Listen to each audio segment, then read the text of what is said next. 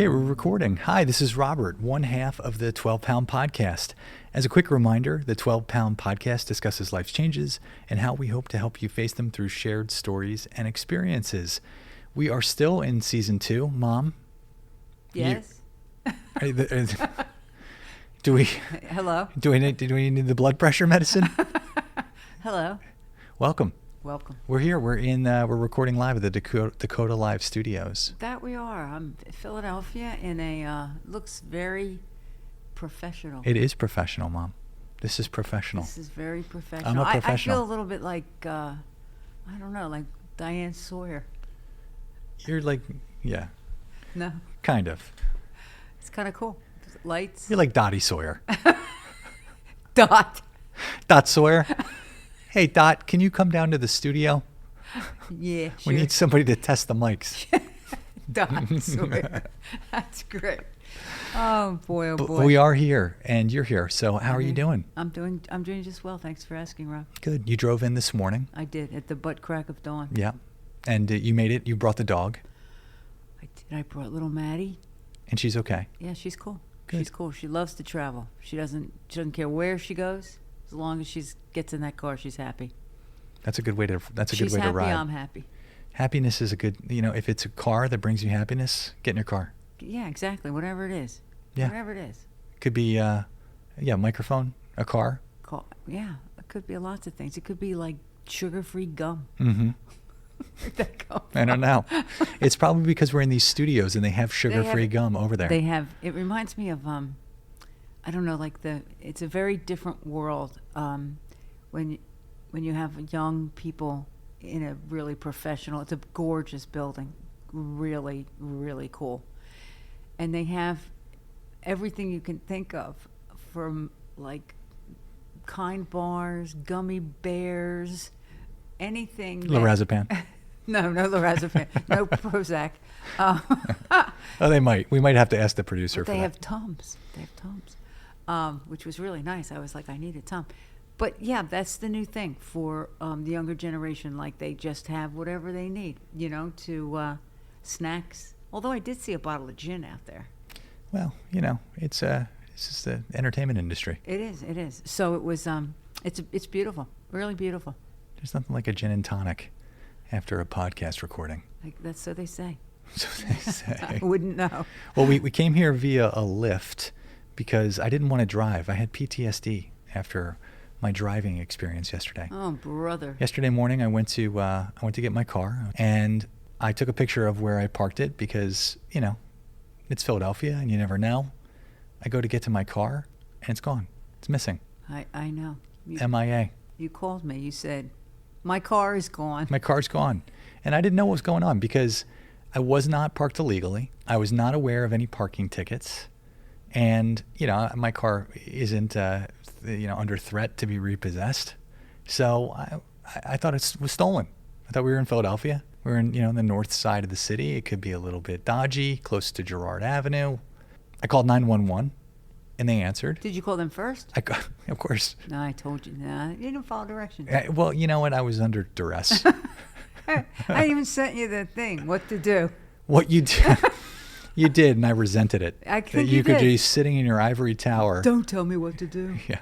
So I called 911. I said, I think my car was stolen. They said, okay, where are you? They said, just in case, here's a phone number to see if your car was impounded. So I call, and my car was indeed impounded. And they said I had one ticket. I had an outstanding ticket for what she expected. That's the key word. Expected to be $93. See, it sounds reasonable. She said it was an old ticket. She didn't know exactly when, but it was an old ticket. So I kind of put two and two together. Maybe I didn't pay a ticket, from a couple years back, and Or you never got it, or it was taken off your car. Taken Whatever, off- it was one ticket. one ticket. So, but they took my car. So my car was up in North Philadelphia, way up in North Philadelphia, north of Port Richmond, underneath the Betsy Ross Bridge. And I had to go down to traffic court. Was there anybody living in it? Not yet. I think if we would have given it another day, So, there would have been a group of people.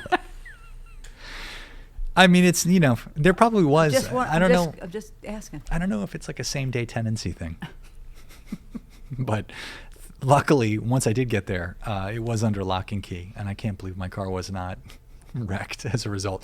But I had to go to traffic court, and I had to immediately, because if I didn't, You can't get your car.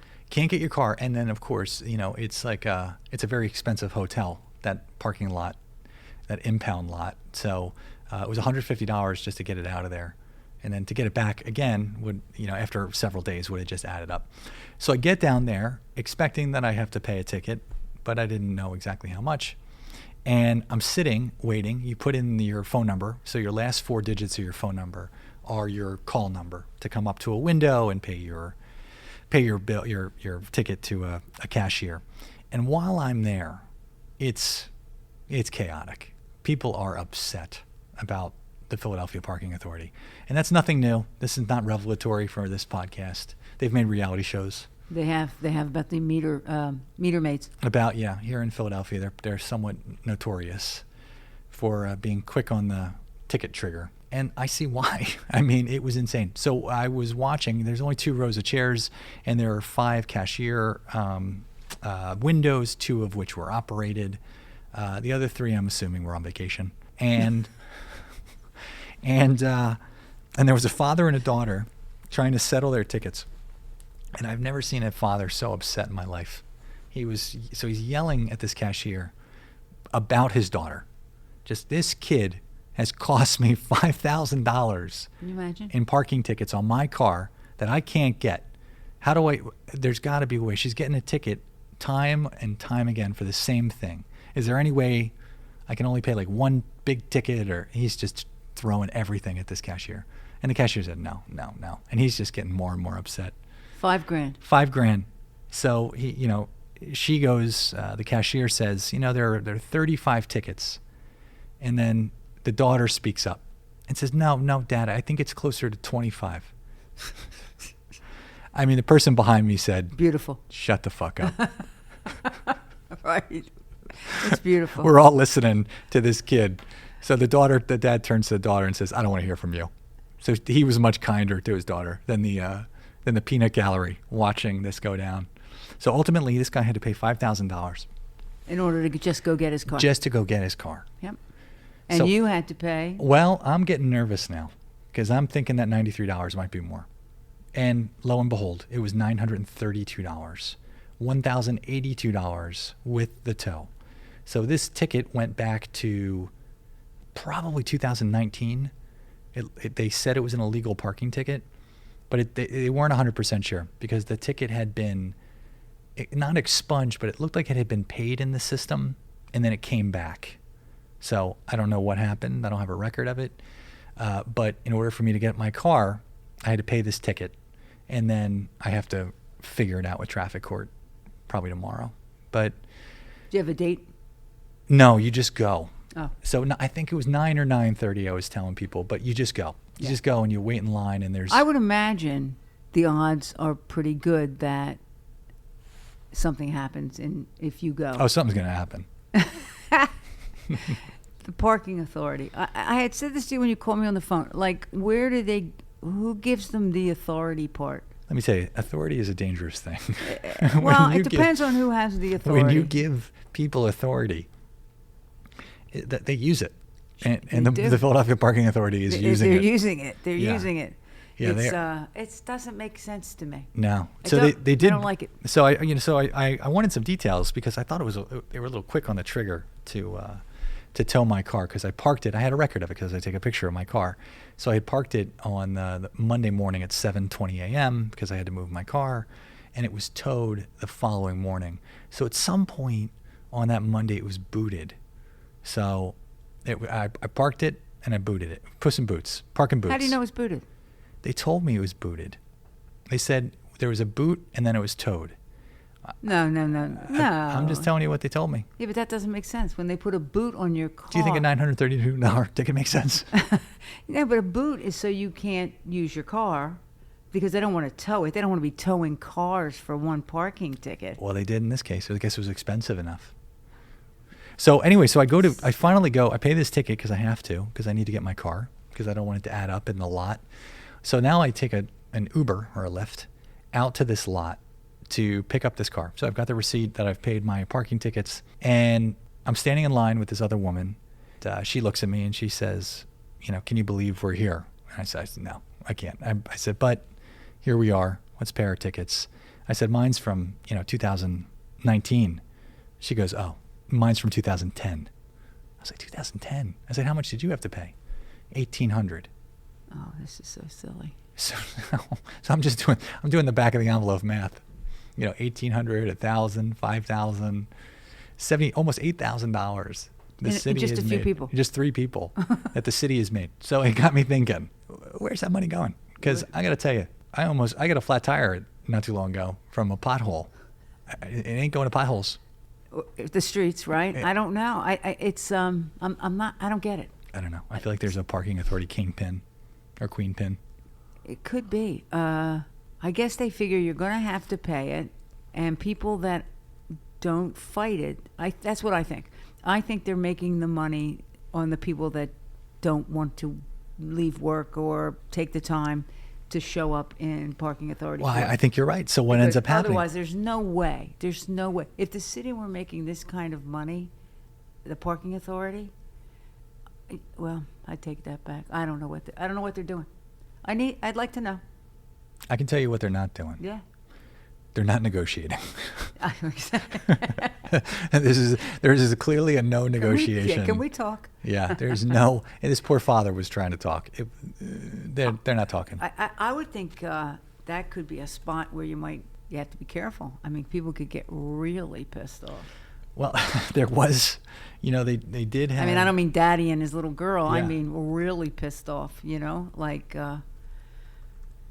it sounds like it could be a situation when you're telling somebody they owe $5,000 and they can't get their car. It's a lot of money. So also, what was the lot like where you went to pick it up? It was a lot like a lot. Did it look like something out of a movie set? It didn't. No. There was a high school baseball game going across the street. It was actually very suburban. Really? It was like close to Port Richmond. So I was actually, I thought we would be going through some pretty tough neighborhoods, and it would be not so great to pick up my car. But that was not the case. The car was there. It looked good. I just gotten it washed at the Cazanas' car wash on Rio Grande Avenue this weekend. It looked great. They knew which car it was. They're like, yeah, that's a good car. We parked it over there. Okay, thanks. We'll let you out. It was like I was like at the valet. We'll let you out. It was great. They were so friendly once I paid. Yeah, why not? Why not? Why not? You're a good customer. It's a good deal. So anyway, so I had to pay this bill and this ticket, and so we were out $1,000. So I'm gonna have to wash some more dishes. But that said, we're okay. Yeah, it had me thinking about this summer. We did a lot of recording up on the Wildwood Boardwalk on behalf of Maury's Piers. We were recording the On the Boards sessions, and one of our first guests was a parking authority. Do you remember his name? I don't. I meant to look it up before this, but I didn't. And it was Mike, maybe Mike. Yeah. We asked him what he was on a scale out of 10. He gave himself a 10 out of 10. Of course. Which he should have. Yeah. He was a Philly 10. But he warned us that he was somebody that you didn't like. And he was a parking authority. I think he was a tow truck driver. He was. Yeah. He was. So he was the guy. He probably towed my car. Little did he know. Yeah, he was. Let me tell you, Mike, you're not a 10 in my book. You're more like Mike, if you're out there like listening to the podcast, because you have been part of it, you might have been the driver. I know. You could have waited, Mike, if your name is in fact Mike. I don't know about that 10. It's like a Philly 2. It's like, I don't know. I'm not so sure about that. Anyway, that was a nice day. That was like, that's just your everyday run-of-the-mill. Yeah, it was Tuesday. It was just an every Tuesday. But yeah, that was a good day. It was, despite everything, it was actually a good day yesterday. It was beautiful. Second day of spring. Second day of spring. Yeah. So nice. 64 degrees, sunny in the city. Nice and warmer here in Philadelphia than it is at the beach. So just a little bit, nothing coming off the ocean. So it's really nice. Yeah. You have any other complaints about the beach you want to share? I'm sure I could come up with something. You have a list going?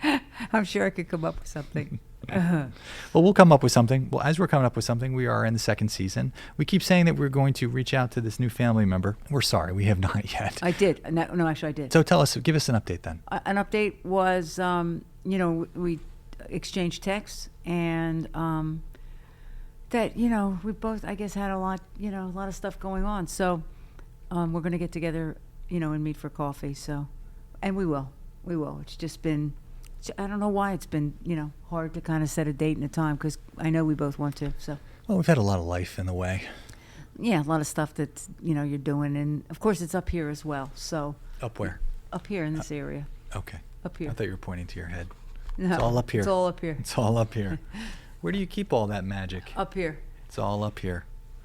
Yeah, well, we'll figure something out. We'll get there sooner than later. And we were, it was funny, before we started over to Philadelphia and the studios, we're at the Dakota Studios on 23rd and Chestnut. This is where our production company produces and hosts the Dakota Live podcast on behalf of Dakota, the company. We had a couple podcasts today. Mom, you came to join. You sat patiently and comfortably out in the green room. Yeah, nice, very nice. And now very we're at the desk. This is the desk where I sit every Wednesday. And but we were talking about, and we just actually had this conversation with one of my colleagues, Kathy Alosis, the Chief Investment Officer from Drexel. We were just talking about talking and communicating with people, making eye contact, being empathetic, compassionate. But we found that there's some differences between empathy and compassion, didn't we? Did we? I don't know. I'm grasping at straws. No, I'm just kidding. We were going to talk about tickets, but it had me thinking actually about that father and daughter, because it's only a matter of time when I'm that dad. Yeah. And I'll be more compassionate, because I know it might not have been fully her fault. Now it was this kid's fault. Yeah, it's her this fault. kid was 100% to blame. Yeah, it's her fault. But knowing, thinking back, knowing Dad's, he's already over it. He was probably over it. You think so? But yeah, I think so too. Yeah, he's.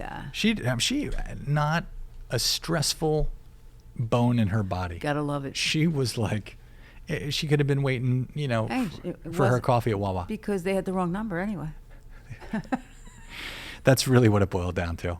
The wrong number of tickets. It had nothing to do with where it was parked, or the fact that the car hadn't been registered in 2 years, or the fact that it's I found that out a long time ago about the whole ticket process.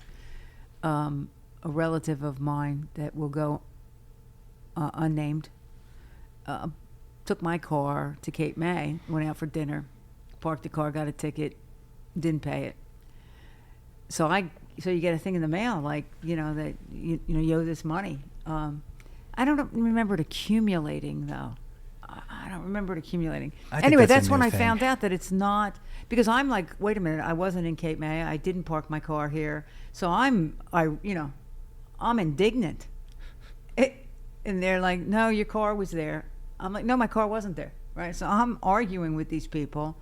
And then I come to find out that it has nothing to do with the person driving the car. It's the car.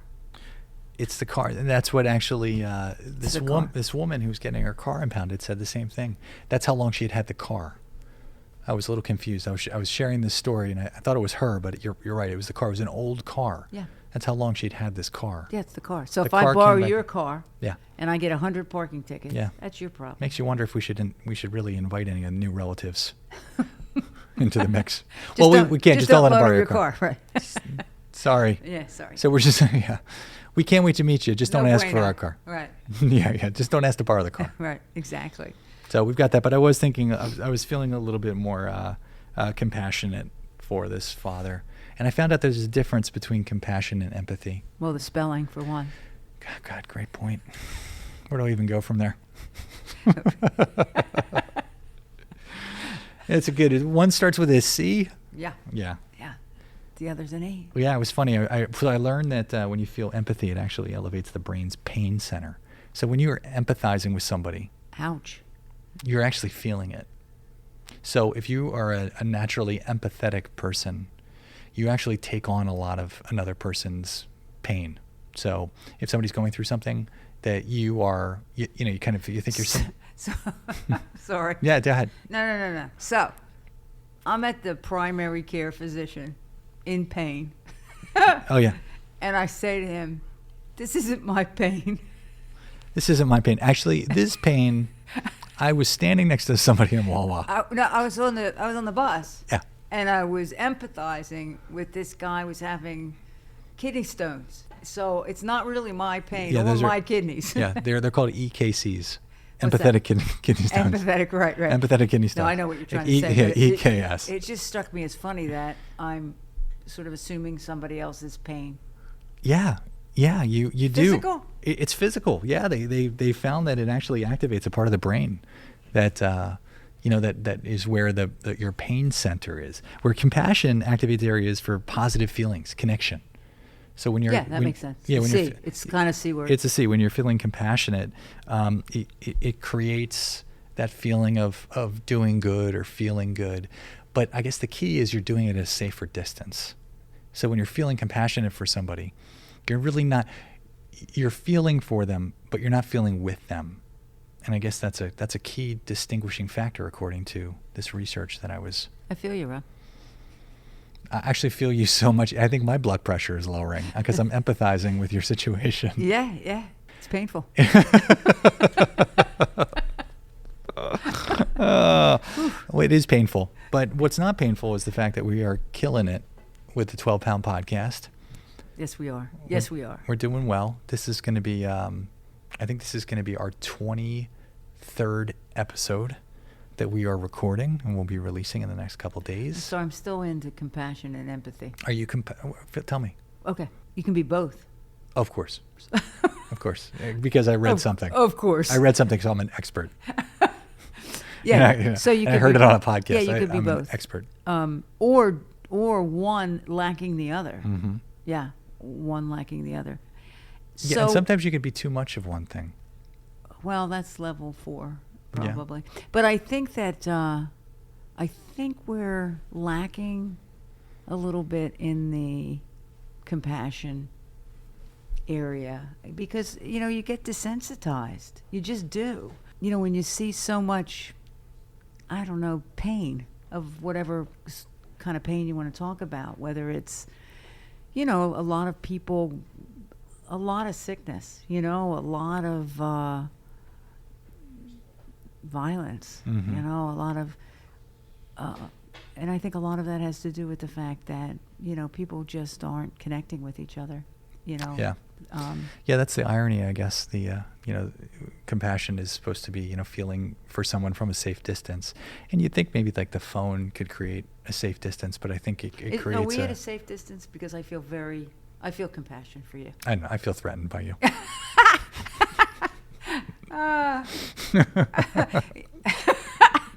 We are. What would you say our distance is here at this? We're about 2.5 feet. 2.5 feet. Yeah. Should I move? No, you feel good. We can stay Okay. close to the microphone. Okay. Well, I think when it comes to helping people in a meaningful way, sometimes it is good to have a safe distance. It can help you. We had an episode on this, right? It can help you avoid burnout. Or boundaries. It can help you establish boundaries. Yeah. You have to be careful because people can take advantage of your compassion.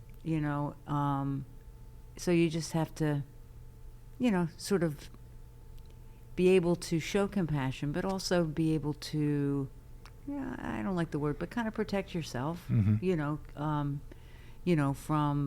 Definitely from burnout.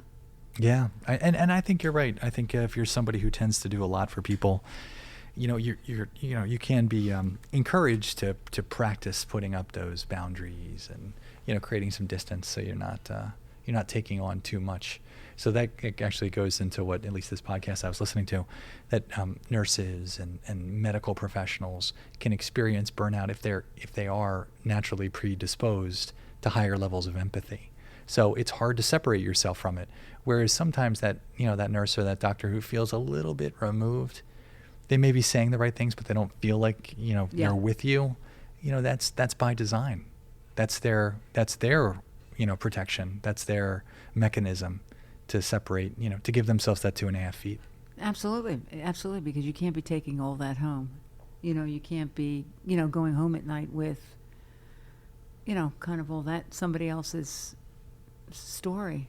Yeah. It's you're trying to help while you're there. I mean, that's your job.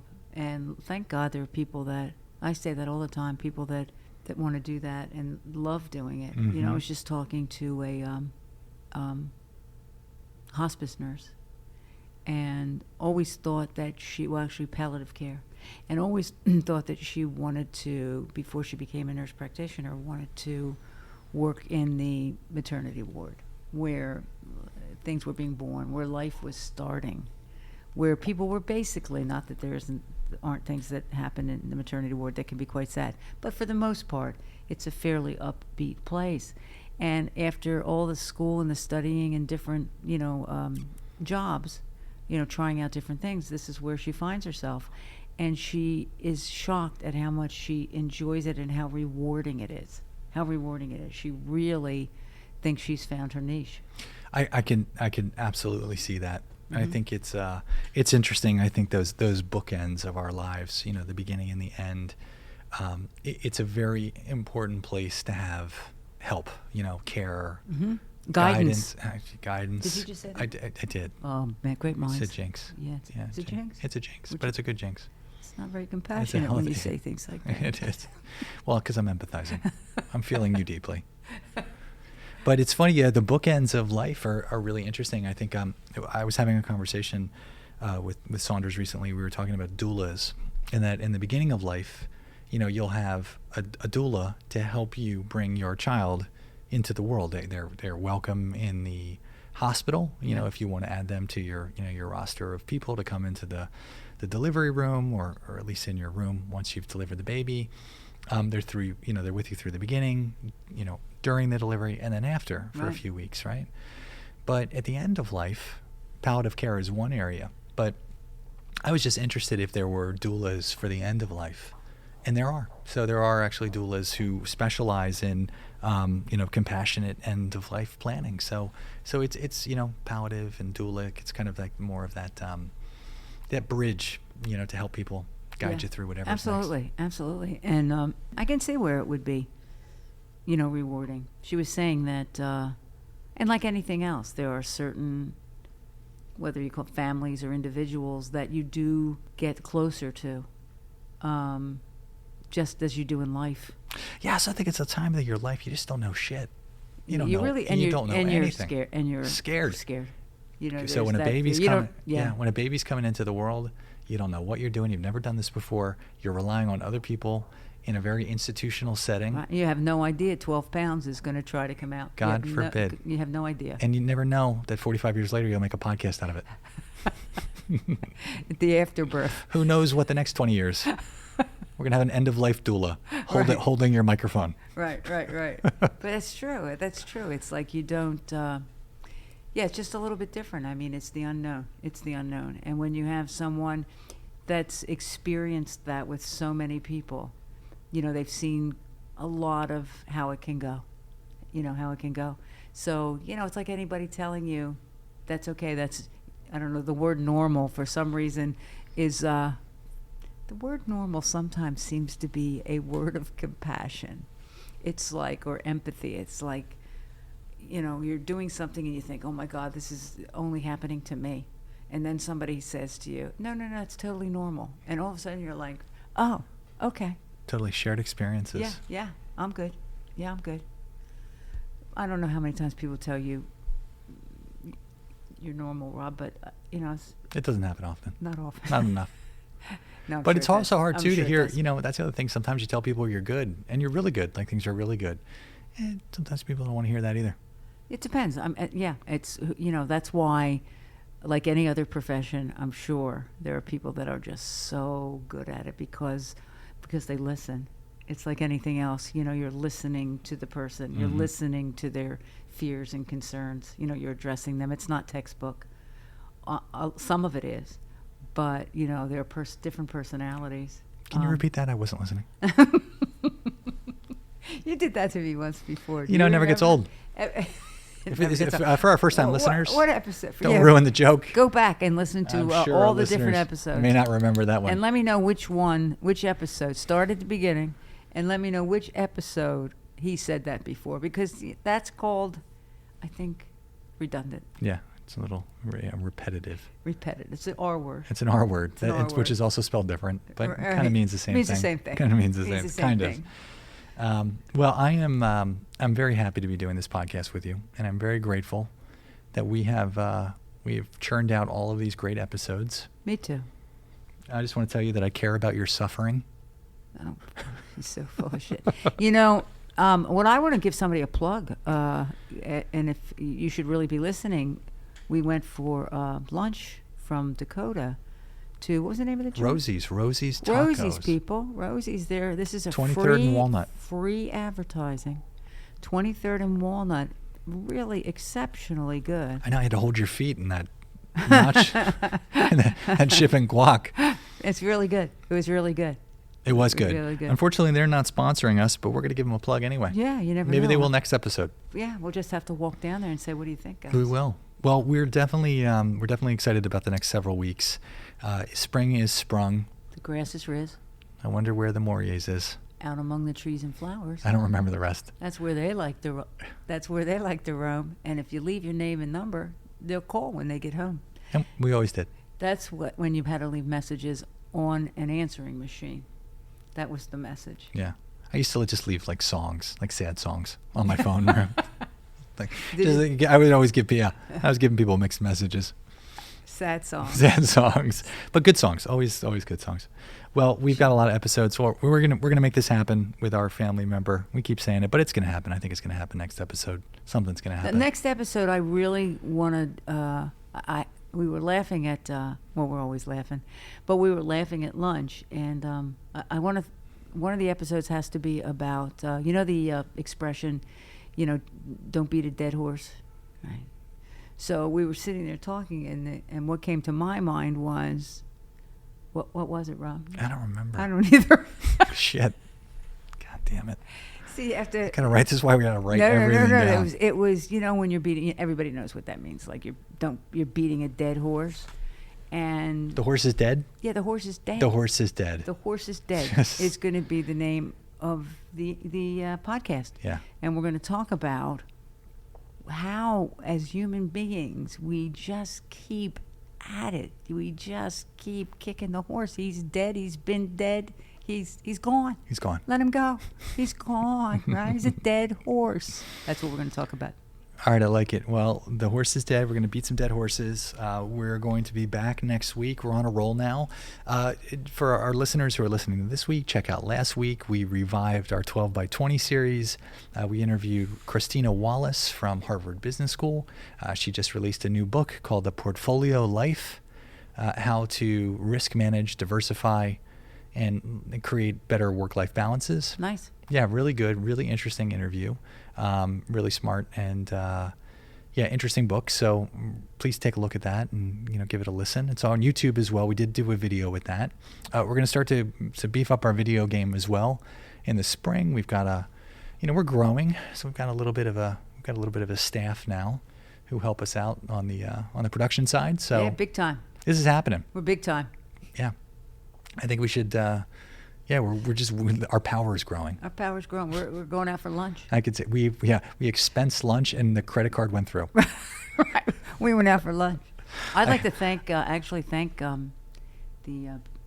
people here, the employees and everyone at Dakota for being so welcoming. Yeah, we love them. Genevieve LeMay, Roberto, Jamie. Wonderful. Very, very nice people. Thank you so much. It was really fun coming into the city. Yeah, and you did it. You survived it.